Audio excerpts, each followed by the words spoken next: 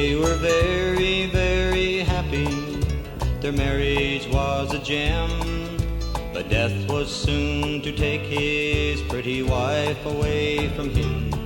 With her dying breath she whispered, "We have everlasting love, and I'll come back to be with you as a little snow-white dove."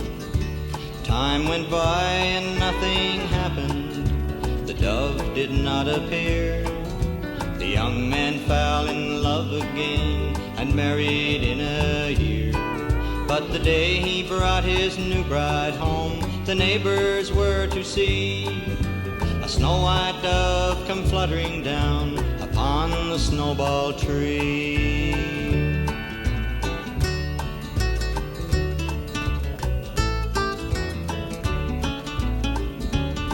There she sobbed and moaned, heartbroken, in an almost human way. No matter what the weather, she would perch there every day.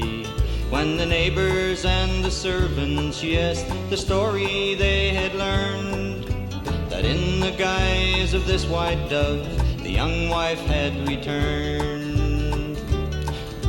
The new bride heard the story, and her nerves began to fail. The young man tried to help her, but it was to no avail. To save his second marriage, he knew something must be done. So at dawning the next morning, he went out with his gun.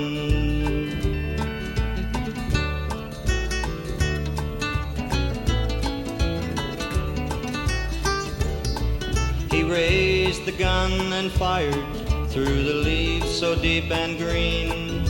The snow-white breast turned scarlet, and he heard a woman scream. The dove flew high into the air and disappeared from sight.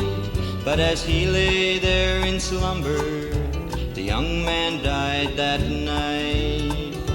'Neath the snowball tree they buried him to lie in last repose. The young wife and the servants left for where nobody knows. Now the big house stands there empty, and the garden lies in ruins. But above the young man's grave each year, the snowball tree still blooms.